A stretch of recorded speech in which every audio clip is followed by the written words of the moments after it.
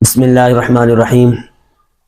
ناظرین، آج ہم بات کریں گے حرب الفجار کے بارے میں اور حلف فضول کے بارے میں۔ حضور صلی اللہ علیہ وسلم کی عمر تقریباً 15 سال تھی، اور بعض فرماتے ہیں کہ 20 سال تھی، لیکن صحیح قول یہ ہے کہ 15 سال کی عمر تھی جس وقت حرب فجار کا مارکہ ہوا، کیونکہ عرب کے اندر پہلے سے بہت ساری لڑائیاں چلتی آ رہی تھی۔ جب واقعہ فیل ہوا اس کے بعد جو یہ مارکہ پیش آیا، یہ قیس اور قریش کے درمیان مارکہ پیش ہوا۔ چنانچہ اس کے اندر سب سے پہلے قیس قریش پر غالب آ گئے، پھر قریش قیس پر غالب آ گئے۔ آخر کار ان دونوں قبیلوں نے آپس میں صلح کر لی، اور یہ شوال کا تقریباً مہینہ تھا جس میں یہ واقعہ پیش آیا۔ اس کے بعد یہ صلح ہوئی، اس واقعے کو ختم کر دیا گیا۔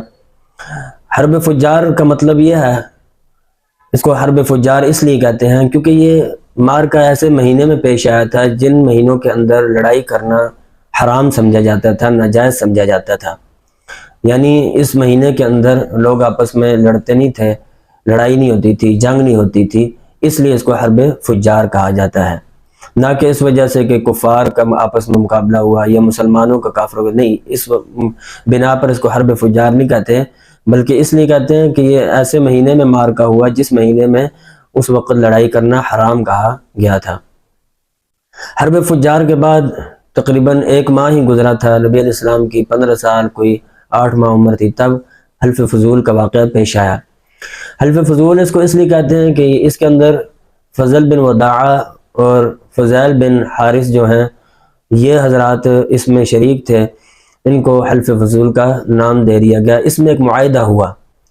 معاہدہ یہ ہوا کہ جو بھی غریب ہوں گے، مساکین ہوں گے، ان کے ساتھ ہم اچھائی سے پیش آئیں گے۔ کوئی چاہے تجارتی سفر سے اس ملک میں آیا ہو، چاہے جس طرح کا بھی ہو، ہم اس کی مدد کریں گے، امداد کریں گے، جتنا ہم سے ہو سکے ہم ان کی مخالفت نہیں کریں گے، کیونکہ آپ کے علم میں ہے کہ عرب کے اندر یہ قتل و غارت بہت زیادہ عام تھی۔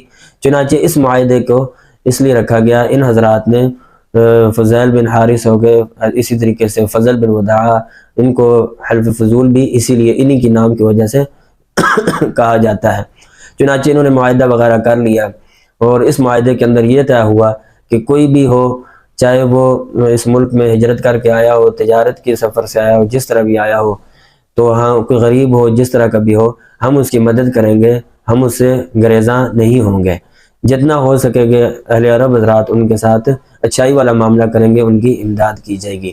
یہ تھا حلف فضول اور حرب فجار کا کچھ مختصراً خلاصہ، جو شام کے سفر کے کچھ ہی عرصے بعد، 2 سے 3 سال بعد پیش آیا۔